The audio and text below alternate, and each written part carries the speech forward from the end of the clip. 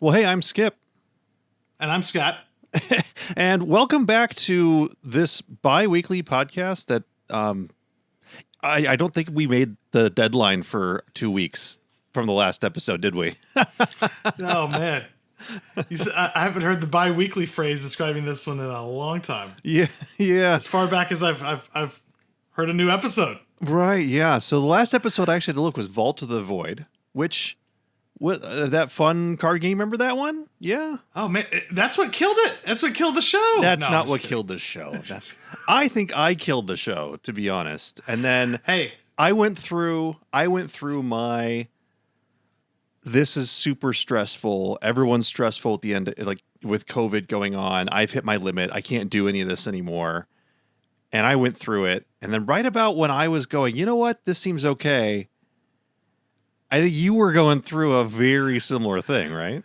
Well, we shared very similar symptoms where it was exhaustion both with content creation and also with the genre of roguelikes. And to a different degree, video gaming. And just, I think, the intense monotony of the pandemic. We had no breaks there for a while. It was a lot all at once, and I think you described it very well in your YouTube video on the subject, where it felt like work, and work should feel like work.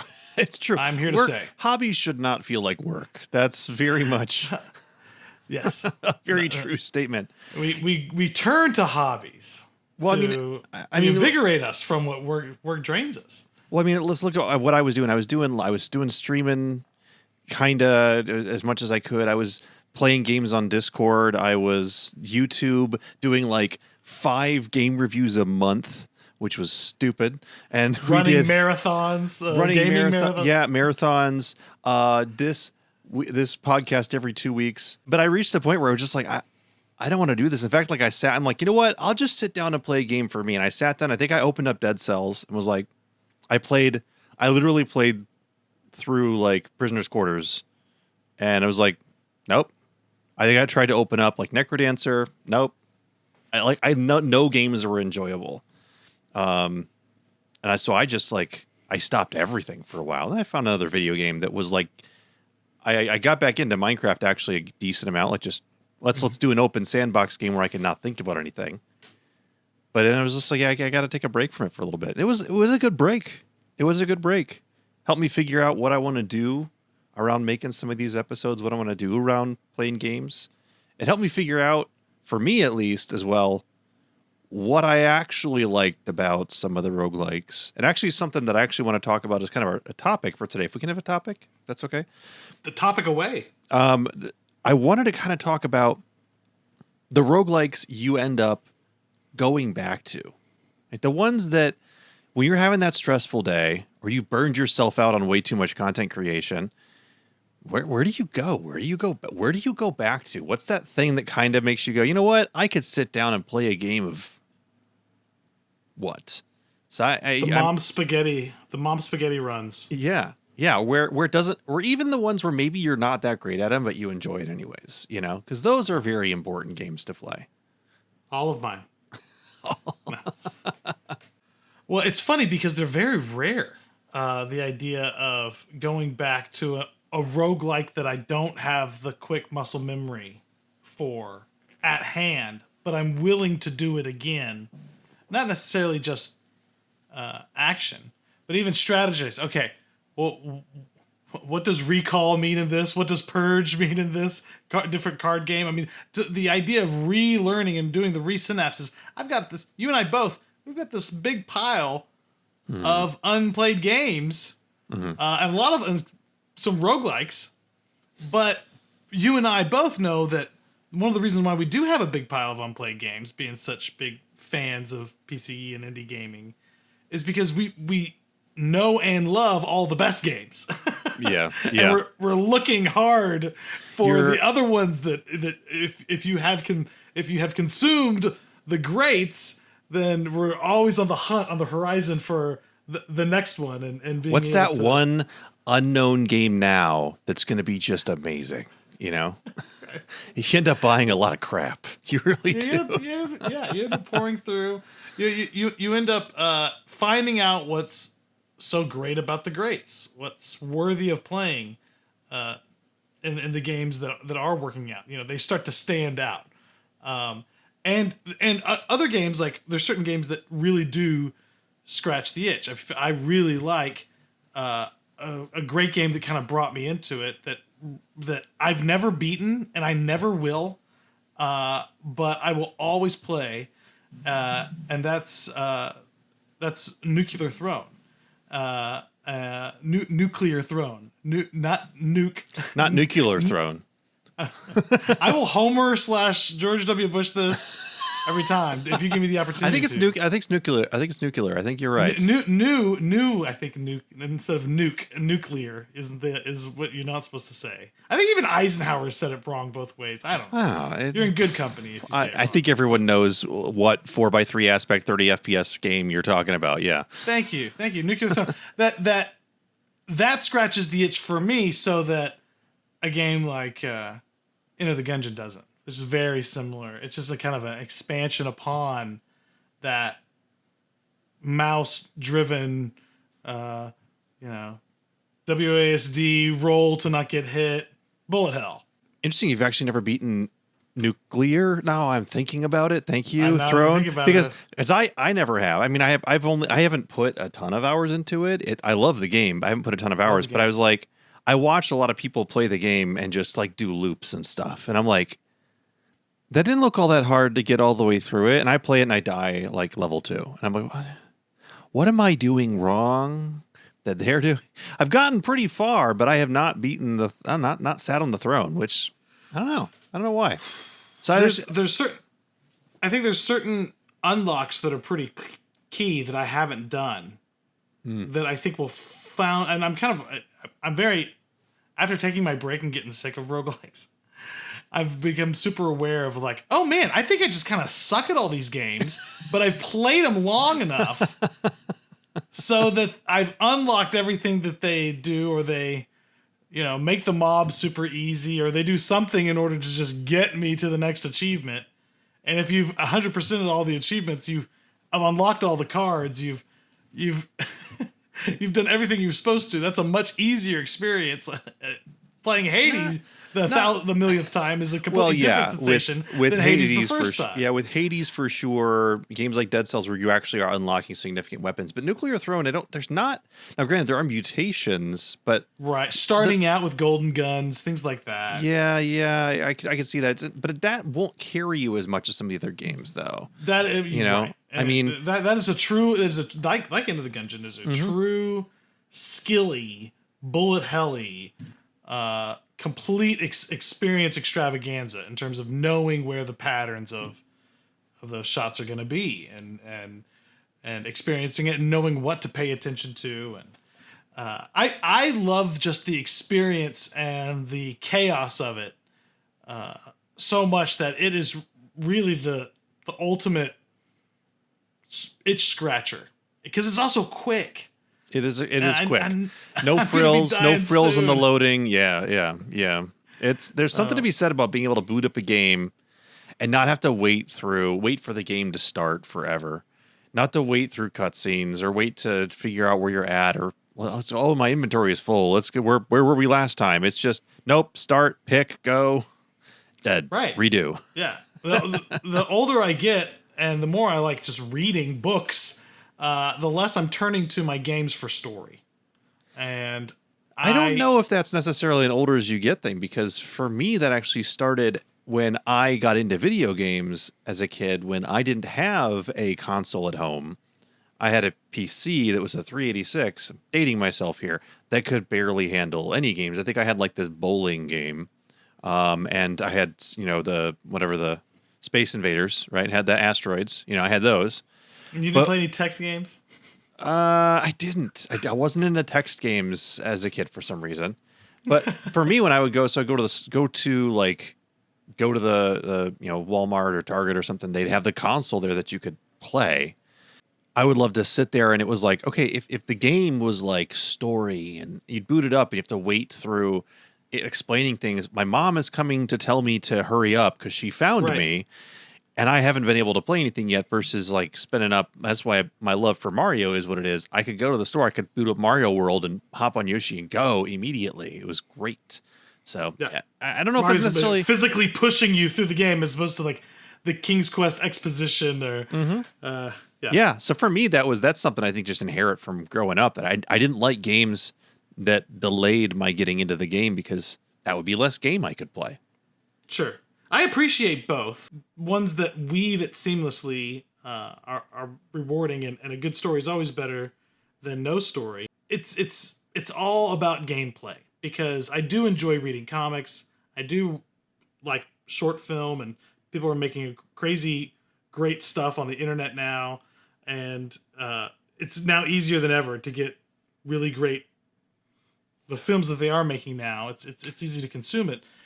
So I'm not really like turning. I know a lot of my coworkers, they'll play a game and they're like they'll really rate the story really high, and I kind of put that in this mid tier where it's like I could kind of turn that down in my head, kind of like the way when I talk to you about music in a game, where it's great when it's fantastic and it elevates it and it's wonderful, but if it's bad, I can also just turn it down and make it like it's not going to be the thing that really destroys my experience or something that I'm going to weigh too heavy. But I will say, when I listen to my kid playing Terraria, when I play FTL, and that music hits, there's something about great music that is really important for this feel good nostalgia. Like, Yeah. I mean, we don't get to smell our video games. The closest thing we have is the music. Oh, smell-o-vision someday. Smell Smell-o-vision someday. I've been promised this forever. Someday, right? No, that's the next in the VR experience, right? Yeah, you're absolutely right. But I mean, yeah, I'm kind of the same way with story. But that said, if a game has that compelling of a story, like, let's think like Undertale, for example, it's like, oh wow, like that's Hades. the game. Hades, that's a big part of the game. So I'm not gonna. I love being able to turn that down, but yeah, it's not something I normally would. It's like describing something as someone as, oh, they got a great personality. It's like, oh, you know what to expect when you're given that line. I feel like if I'm given the line, oh, you got to play this game, it has a great story. If that's the first thing, I'm thinking, yeah, how ugly is that gameplay? Really? Right. How long am I gonna have to suffer through a bunch of reading? Mm-hmm. Oh, yeah. Is that the? Yeah. That's Yeah. Like it's a don't too long. Don't read it. Actually, read it. There's so much. There's a few games that I've been playing. I mean, FTL is important to follow along and know what's going on. Micro as opposed to macro. The sibling, the younger sibling of FTL, which we can still call a roguelike, I believe. Into the Breach, its story is very, very macro and not at all micro. Right. Both of them use it very, very well, where you do want to be a part of the next chapter, even though we all buy into this is an infinite loop.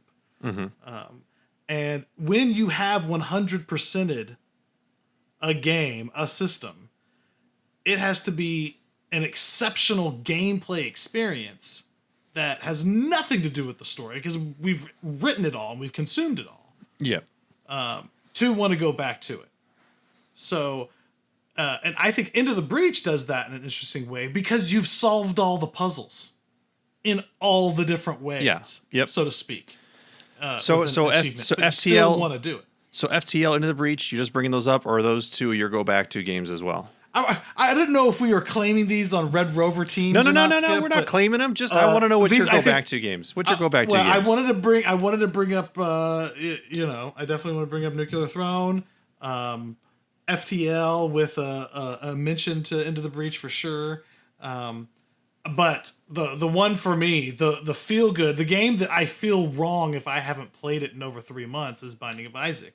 And when they make new content for it, it's always worth snapping whatever your break you're taking, or oh, I don't, like losing all the time in my roguelikes, or I can't get this achievement, or whatever. No, you just turn it on and you start playing it and you start having fun.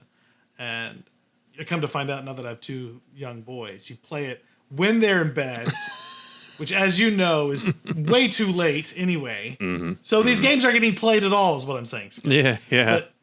But no, but Binding of Isaac and its latest final Question edition, mark? who knows? Right.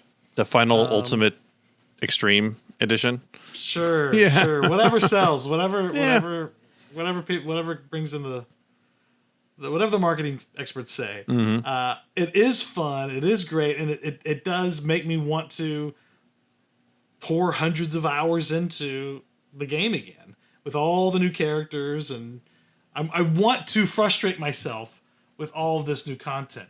Now, when I get to that 1000%er or whatever they are dangling in front of me, content consumption wise, I'll still want to play it. In terms of the topic of this, in terms of that feel good game experience, that another game will always try to emulate. I'm thinking of that.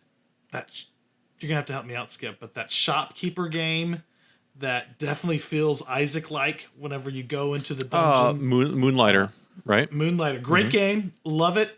But Binding of Isaac kind of ruins it. Yeah. I like the shop a lot more because of how much Binding of Isaac ruins it. It's like two halves of a game. You're keeping a shop and then you're diving into the dungeon.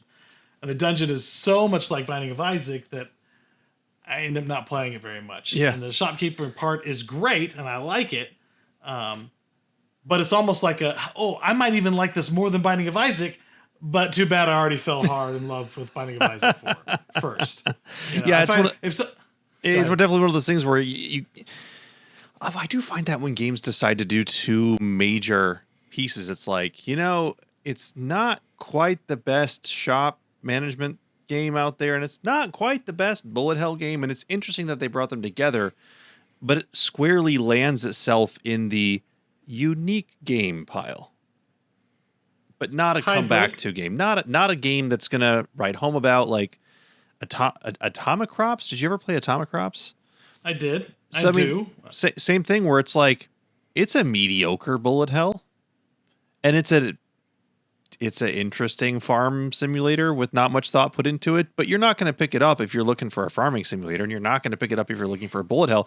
You're going to pick it up if you're thinking, I'd like a unique game. What's kind of different out there? And so it's never going to be that particular title. Yeah, it's never title. It's a fun experience, and you have to discover it by being a part of or know people who love bullet hell. Yeah, roguelikes so much that they're willing to also tolerate the some goofy parts.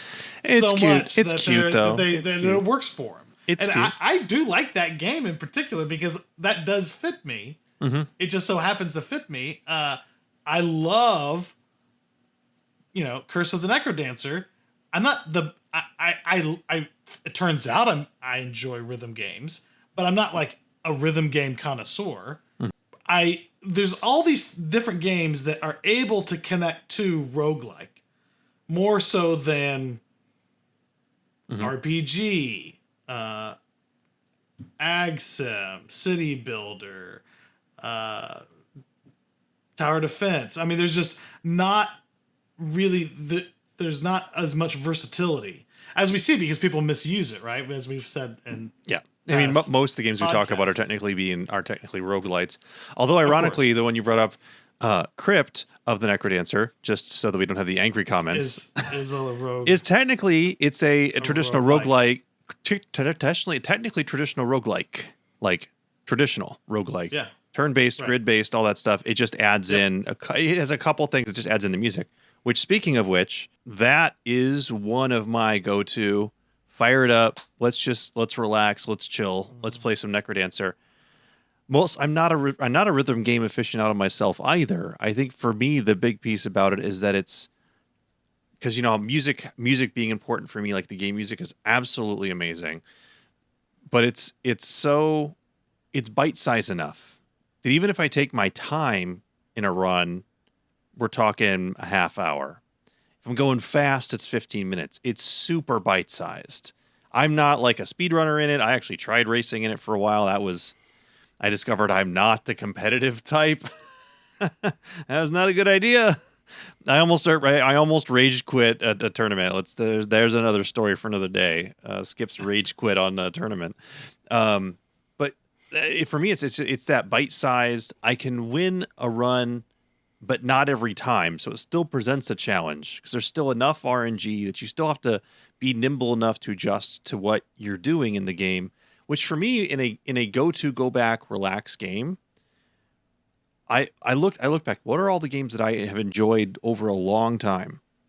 All of them have some aspect of you got to make do with whatever situation you find yourself in and come up with different strategies, or the ability to play the game in a different way every single time. Hence why I like Minecraft. Now, granted, I'm a huge Mario fan. Most of those games do not fit that bill. That's just where I got my video game love starting from. But everything else, Crypt the Necrodancer certainly plays that way. My other go-to one, Monster Train, which I don't think we've talked about Monster Train on here. Have we talked? I don't think we did this one. No. Well, anyway, Monster Maybe Train. in our favorites. Yeah, probably in our favorites. But that I just talked about how, and for me, I mentioned in the podcast that it's Eclipse Slay in some ways for me. Yeah, it has for me as well. It has for me for sure. Eclipse Slay the Spire. It's one of the 2 games I've ever 100%ed. That one and Into the Breach is the other one, which it says something.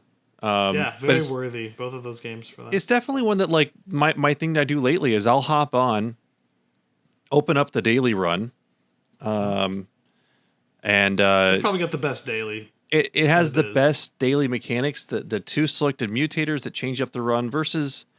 So we think about the daily run. So it's a whole different thing about we get into about daily runs, but most daily runs in most games start to feel very samey after a while. Sure.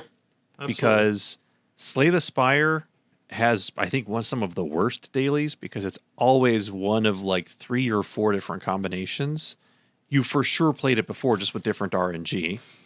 The Binding of Isaac is just basically a random seed. There's really nothing. They're not throwing a unique spin on playing the game. Versus when you open up a daily with Monster Train, you're playing with some weird condition that you have to adhere to, or Binding of Isaac's gotten a little bit better with that in the latest. Oh, have they? I had not played that. So with the latest release, they now have throw in a weird challengey hybrid. Yeah, sometimes. But it's something that I really enjoy is the fact that, like, I don't know, like, if I haven't played today's daily, but if I open up the daily, is it going to be a harder or an easier? And that's and I enjoy both. I like when I open it up and it's like every monster has multi-strike and enemies are fragile. It's like, okay, this is just going to be just a bloodbath. Take every possible difficulty up and just wreck up the place. Or it's going to be something where it's like you have to purge a card after every battle, and if a monster dies, they're gone. It's like, oh, okay. Well, the common in the strategy roguelikes, the common sliding scale of willing to risk reward on difficulty, not just upgrading or downgrading or cursifying your deck. Higher chances of much crazier, tougher minions coming onto the train that you're tearing through. And we're talking about it like we just assume everybody listening to this podcast has played Monster Train. But you should play Monster Train. Games like this where you are controlling, yeah, it's fair. Where you do have that as a player, ability to, on a scale of 1 to 100 or whatever it is, make the game harder to get something short term in the game.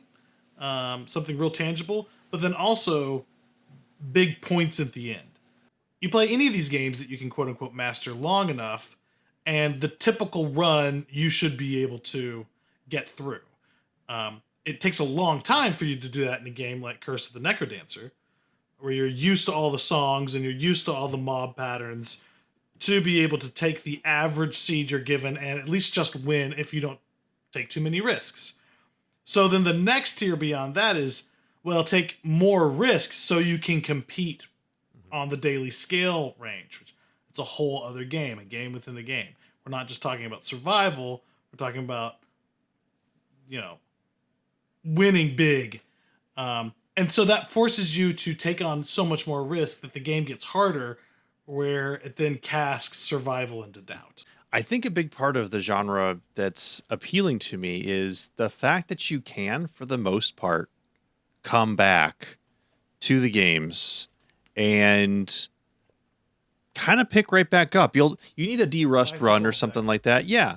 But it's not like, for example, I started playing Final Fantasy X or Final Fantasy X. I don't know which one you're supposed to say. I don't run with all the Final Fantasy folks.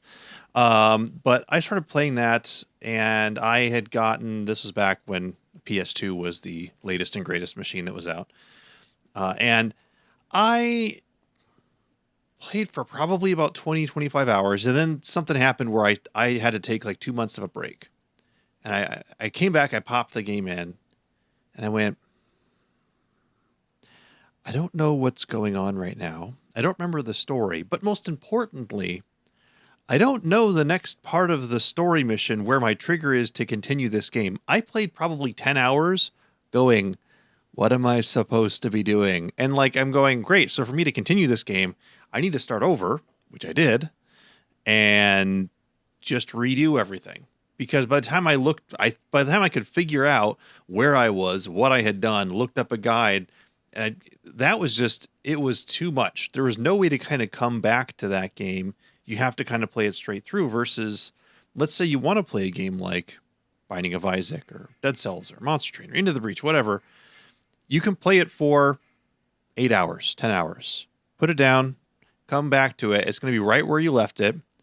There's nothing you have to remember necessarily. Some things you'll have to derust, but you're not going to feel stuck. You're going to be able just to pick it up and go. And so I feel like for especially people who are in a stage of life where either they have got a really short attention span or small people in their life might be giving them a shorter attention span. That for me is one of the more enjoyable things. The fact that after I had taken my break, for example, was able to come back and go, you know what? Let's fire up some Dead Cells and do a couple runs. Let's open up Hades. I opened up Hades about a month or so ago. I hadn't played in a while, and the TV kind of played the starting music, and my wife went, that's the music I haven't heard in a while. And I was like, yeah, you haven't, but it's not like I now have to go through a reorientation of how to play Hades. It's like, let's grab the blade and let's go. Right. Yeah, I'm a part of a Hades group, which always kind of like it died down a little bit, right? In terms of there wasn't a lot of conversation for a couple months there, but then people were still kind of, because there hasn't been like anything new DLC, not necessarily any new content.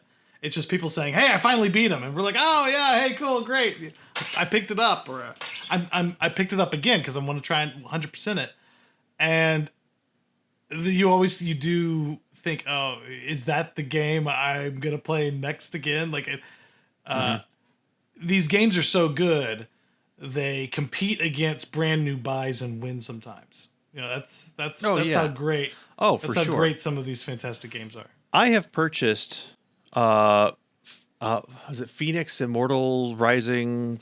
That, you know the game I'm talking about? It's like kind of take Breath of the Wild-ish. Immortals Phoenix Rising, that's the one.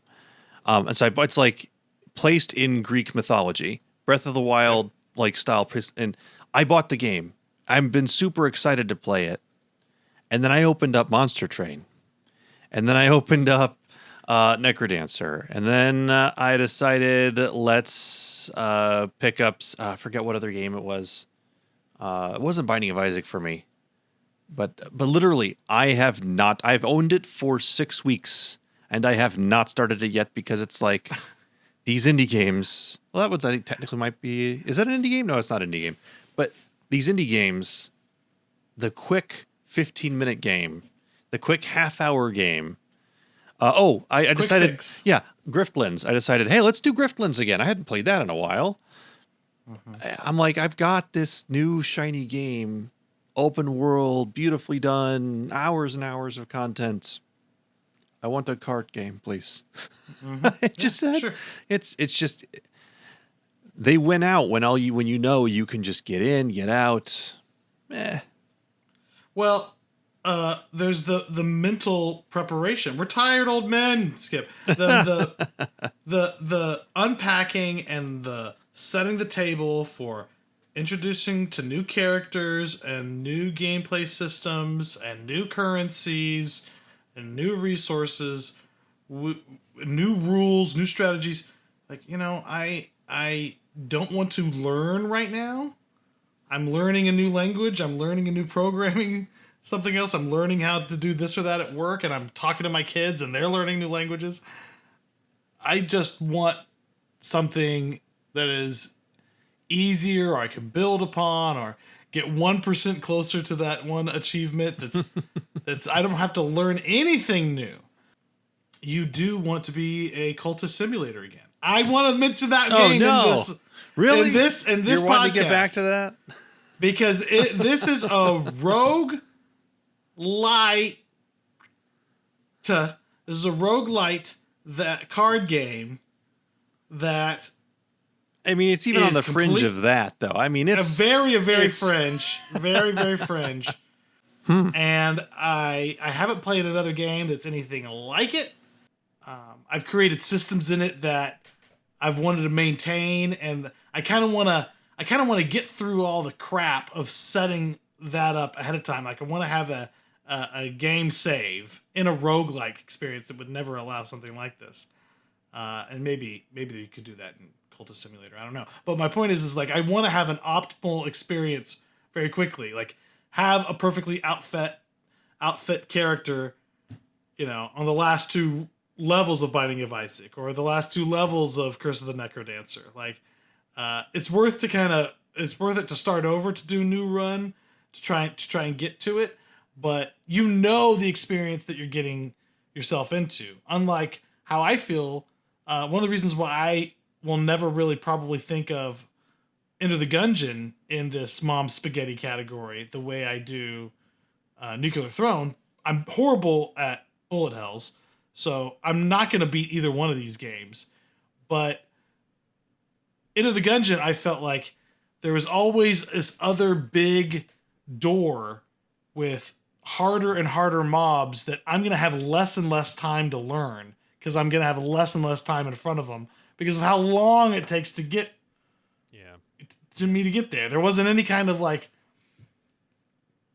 way for me to have that elevator work for me to get good enough to actually use that, or there was no really good way for me to learn late game strategy. There is something to be said about the fact of is an early game death experience still an enjoyable experience? Mm-hmm. If so, then it's something you don't mind going back to. Yeah, you still enjoy the game even if you didn't make it very far.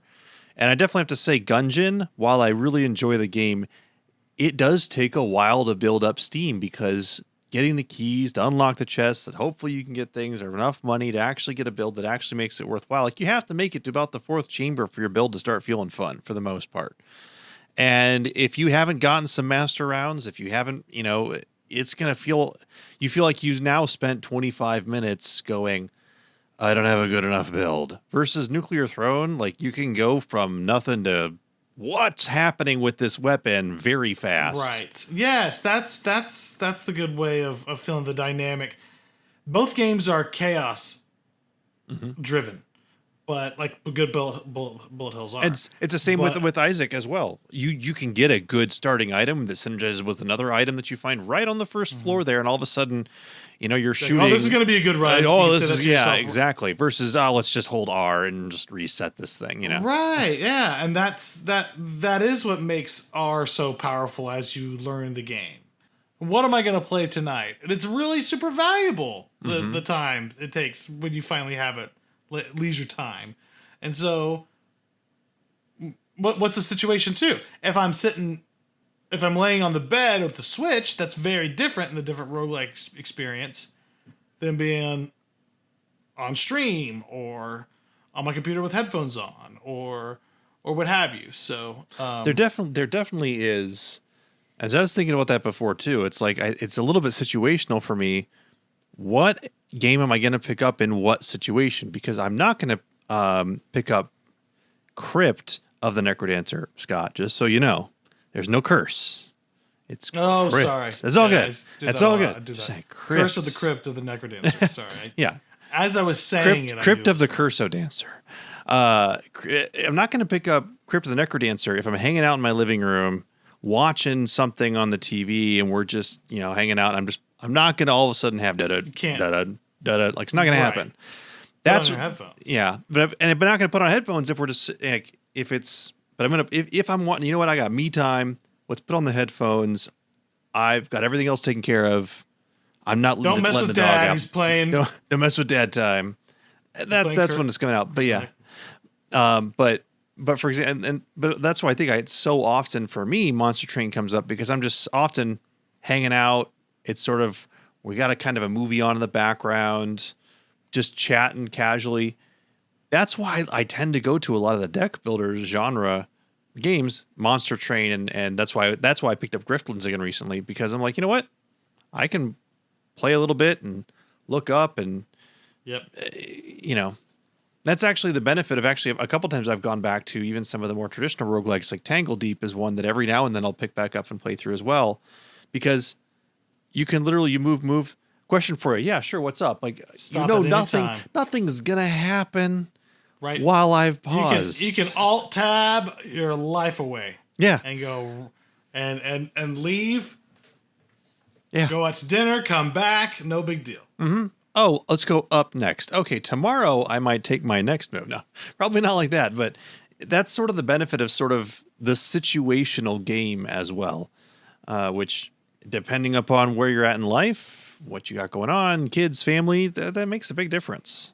It does. And it may not be that long term, but my favorite kind of games are long, even better than the roguelites, is long chess matches. It's like your Civilizations or Humankind. Yes. Yeah. I love my old school board game, tabletop war games that, these battle decks that you take your turn and then you wait a day or a week for the turn back. I love that stuff, and it simulates the tabletop strategy games I played in person pre-pandemic, and we picked them up again to scratch that itch online, and we've continued that through waves and stuff. And it's just kind of the idea of there's always a game going that, especially if you take a long weekend break, vacation, you come back, it's your turn on a bunch of different games. It's built up.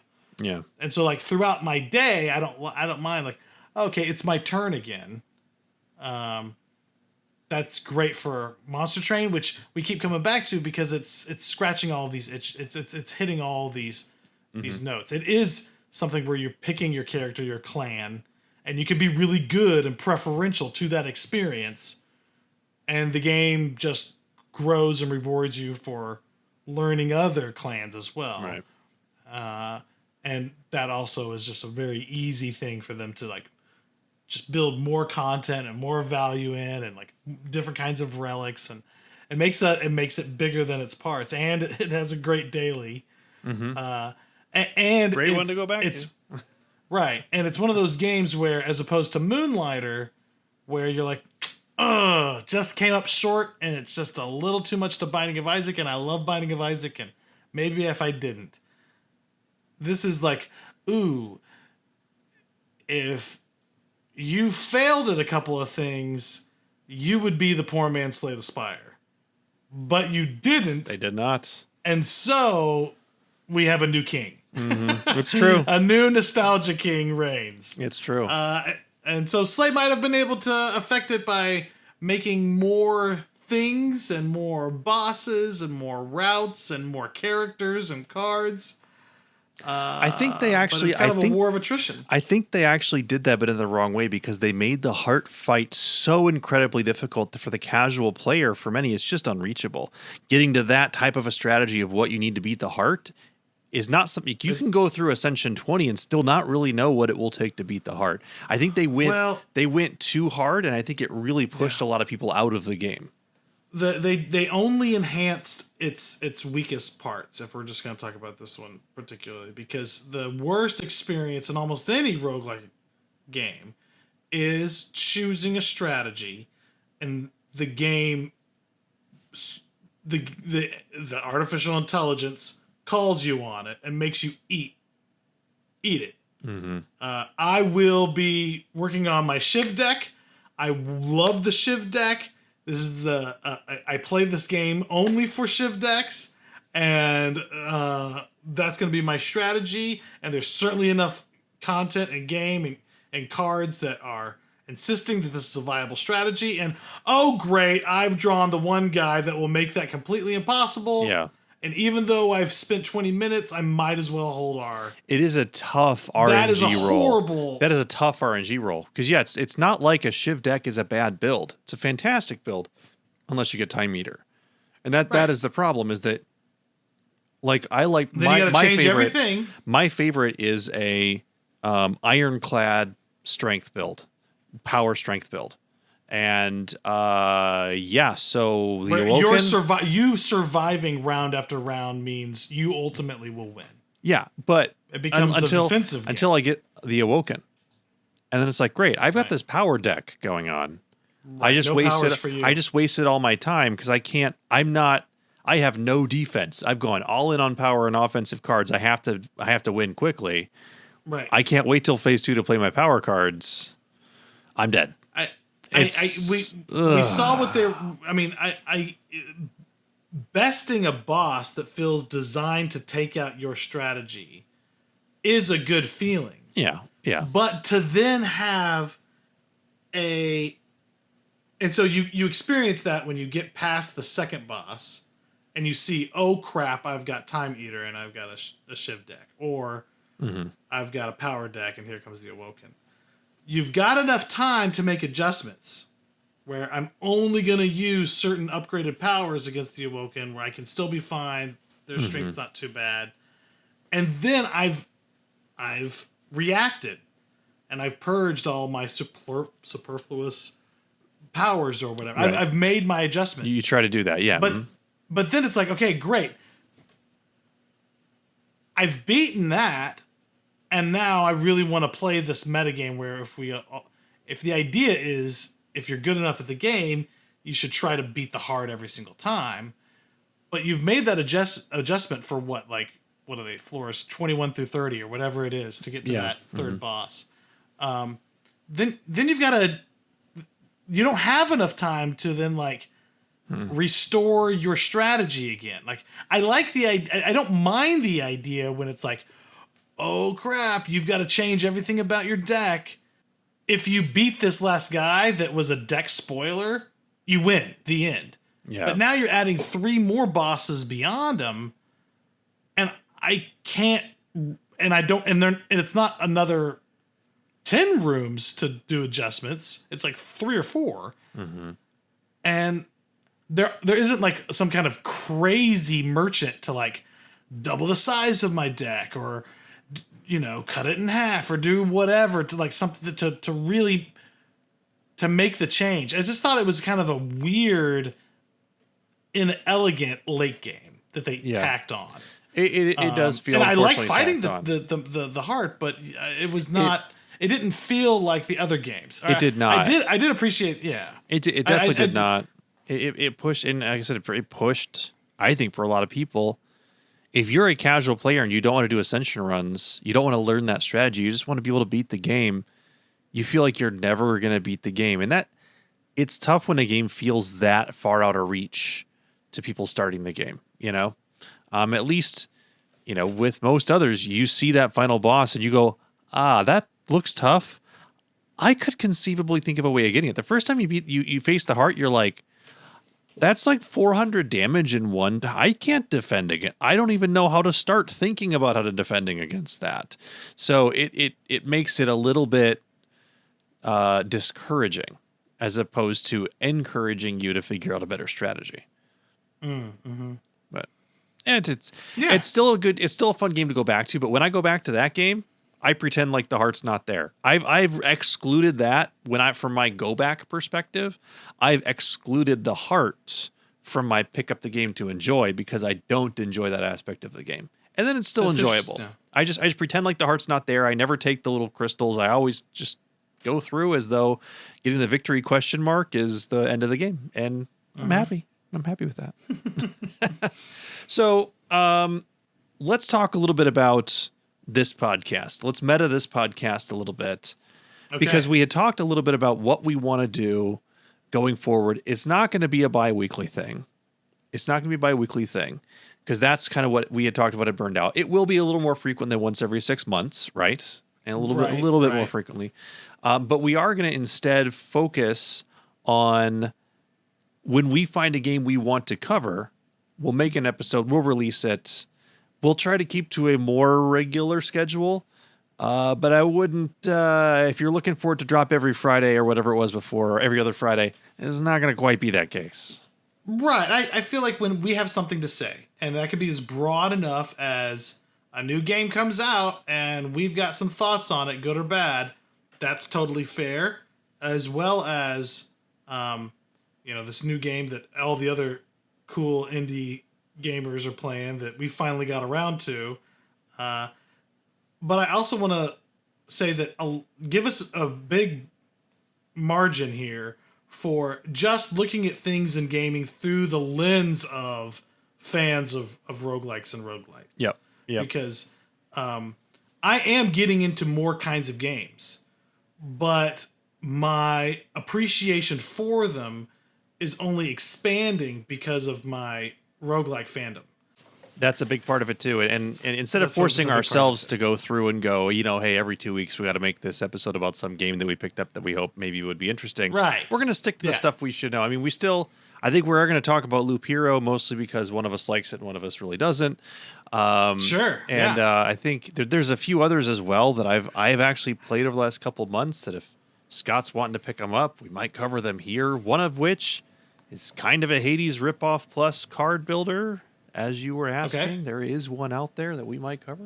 All right, good. Yeah, but I don't know if it executes on those fully. It's one of those that I won't spoil. I want to say, I want you to get your opinion of it.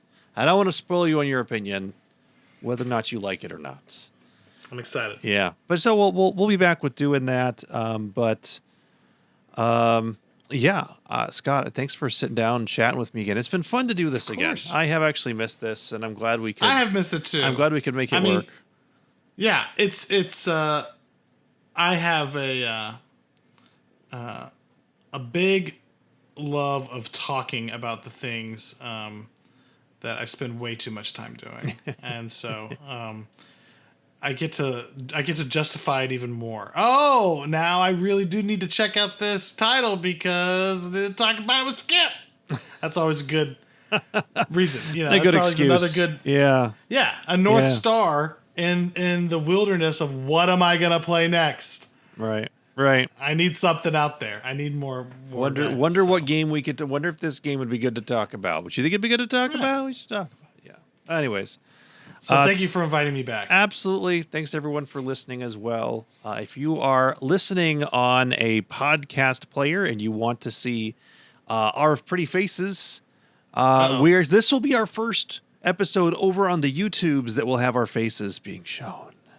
Yeah, I'm so sorry, everybody. If you're watching it on YouTube and you don't like our ugly mugs, you can listen to it on your favorite podcast app. Wow, we should have like Spotify Spotify. at the beginning. You know what? Hey, this is allowing people saved them so much to grief. cross-discover. But yeah, we'll always cross-post them, so they'll be out on the same day. You can pick them up, Apple Podcast, Spotify, Stitcher. You know the things you use. Yeah. Or just like and subscribe on YouTube because, YouTube algorithm, something about certain number of people who watch aren't subscribed. What's the meme of that? I don't know, something like that. But anyways, I appreciate y'all being here. And by the way, if you aren't following Scott on Twitch, ThatNiftyRobot, please go follow him on Twitch because he does about every Monday night. And then maybe some other times. I try to do every Monday night, and then maybe another one if the kids let me. Yeah. So and then I've got YouTube stuff, but you don't have to. You got YouTube. We'll be watching more YouTube. We'll be watching more YouTube stuff for sure. All right. Well, thanks everybody. Thanks Scott, and we will see you next time. All right. Bye-bye.